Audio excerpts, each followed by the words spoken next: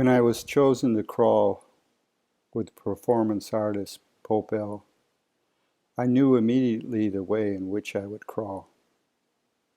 He encouraged a crawl that would be the most challenging. For me, that meant going back 30 years into my memory and reawakening my Tortuga Crawl. Back in 1990, Gabriele and I had erected a tipi in the oldest shantytown in New York. We lived in it for over 2 years. An Arkansas trucker couple visited one day. In water tanks attached to their semi-trailer bed, they weekly delivered live carp, frogs, and turtles to the surrounding Chinatown restaurants and vendors. In our conversation, I had told them about the creation story of the Native American Lenape, how they believed their homeland was created when the Great Spirit placed the earth on the back of a giant turtle. I knew the stories, but only as a child does, unable yet to understand or practice the reverence for life that the sacred hoop and my friend would bestow. The trucker couple offered to bring a snapping turtle back from Arkansas. So by the time they returned the next week, I had already dug and built a fenced-in pond in the shantytown. Mr. Lee lived next to us in the hut he had built, so the turtle pond was midway between us. Although Mr. Lee spoke no English, only Chinese and a little Spanish, we would have simple but animated conversations every day about Tortuga. One continuing argument was, "Tortuga belongs to the sun." No, no, no. Tortuga belongs to the moon.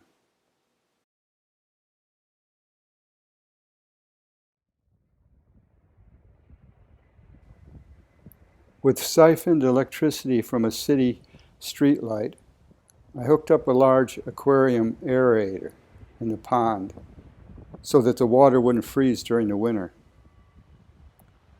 But once we had to be away from the teepee in the shantytown for 3 weeks, and the pond with Tortuga in it froze over.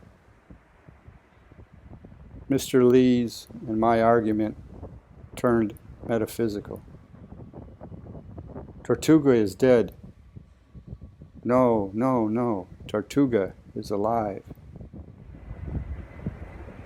Because they can pull their head and feet, all their flesh except their tail, into their hard shell, snapping turtles have only one natural predator besides man: the American eagle.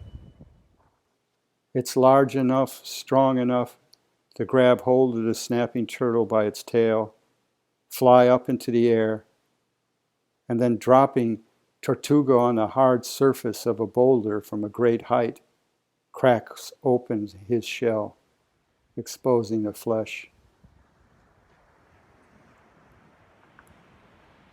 The fire happened sometime after dawn.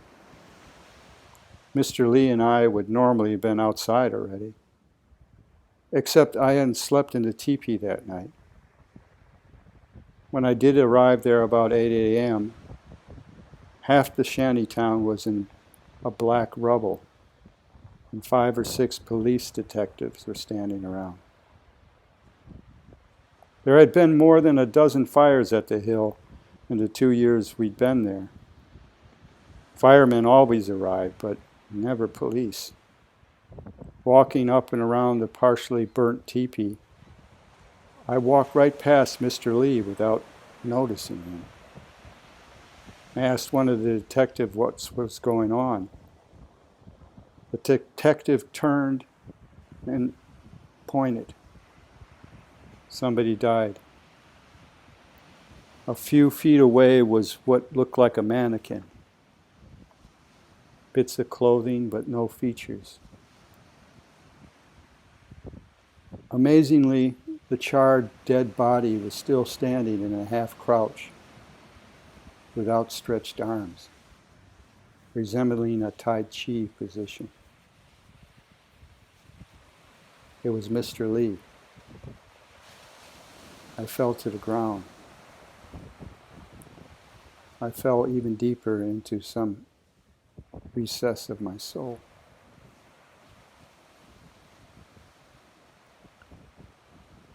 The pond ice melted in the days following Mr. Lee's death. And when the giant turtle crawled out of the water, I crawled with him.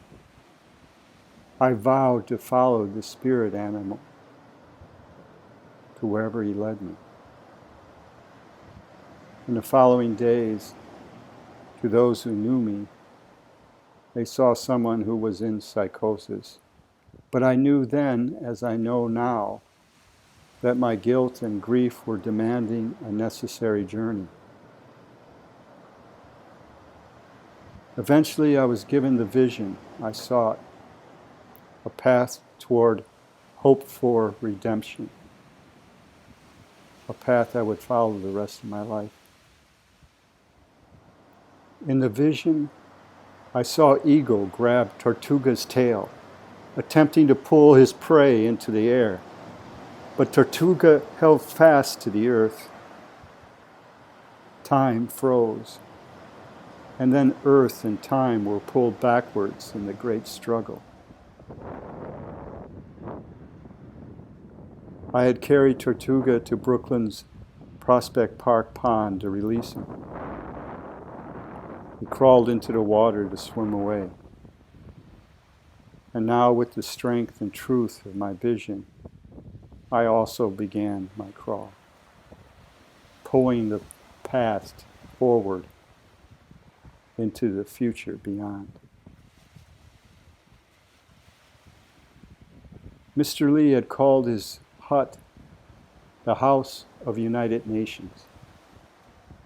So I knew where I needed to go, but my journey to the United Nations building on 42nd Street would be difficult, especially because much of it would need to be a Tortuga crawl. Difficult physically to crawl the 4 miles, but also difficult because of the public scrutiny that the crawling would attract. Home stretch, home stretch.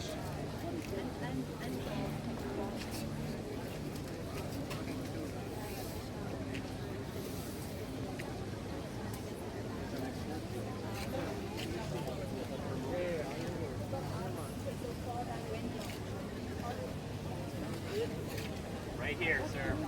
Almost there.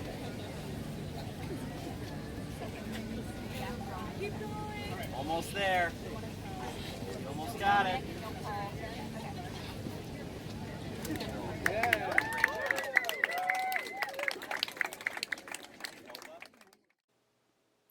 I have been collecting turtle emblems over the past 30 years. Sometimes I almost forget why I collect them. Regret and grief often haunt silently, even as they still so purposely guide one's dance and destiny.